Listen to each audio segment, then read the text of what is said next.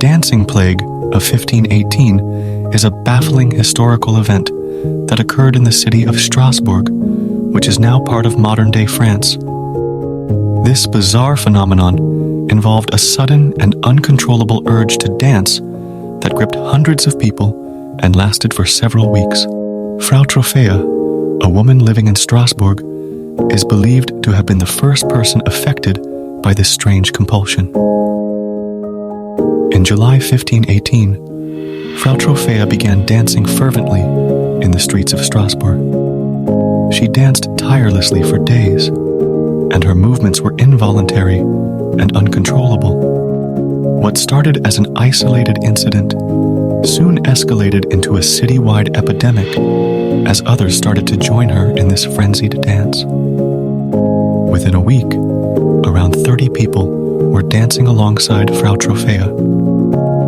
As the dancing continued, the number of participants increased dramatically. By the end of August, the crowd of dancers had grown to over 400 individuals.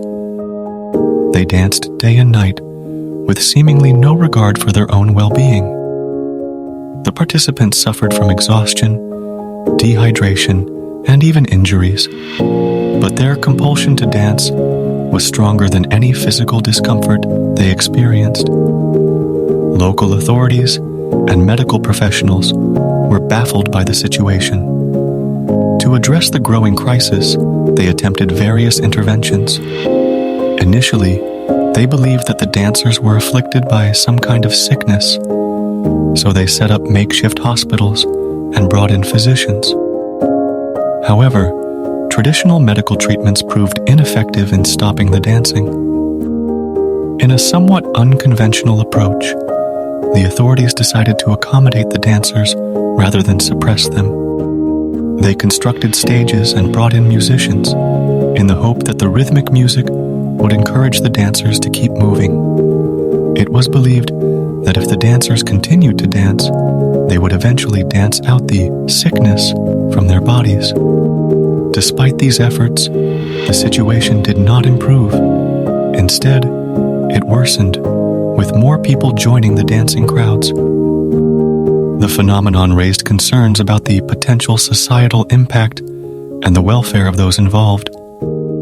Authorities worried that the city's economy and social fabric were being strained by this inexplicable event. Various theories have been proposed to explain the dancing plague of 1518. One hypothesis is that the dancing was a result of mass hysteria, a psychological phenomenon in which a group of people experiences shared delusions and symptoms. In this case, the contagious nature of the dancing compulsion could have fueled a feedback loop, causing more people to join in. Another theory suggests that ergot poisoning might have played a role. Ergot is a fungus that can grow on grains, and it contains compounds that can cause hallucinations and muscle spasms.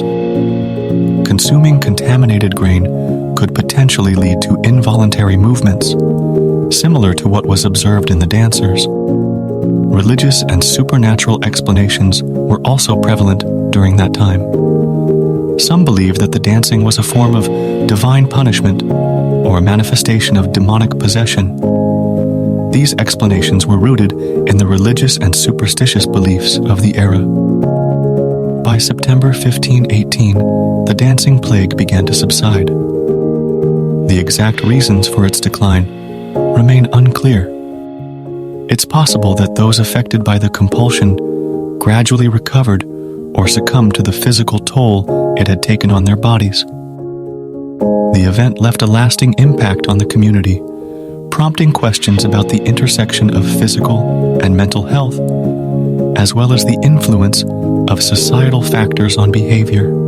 The dancing plague of 1518 remains a perplexing historical event that defies easy explanation. It serves as a reminder of the complexity of human behavior and the potential for mass psychogenic illnesses to arise in certain circumstances. The incident continues to intrigue historians, scientists, and psychologists, offering a glimpse into the enigmatic aspects of human nature and society.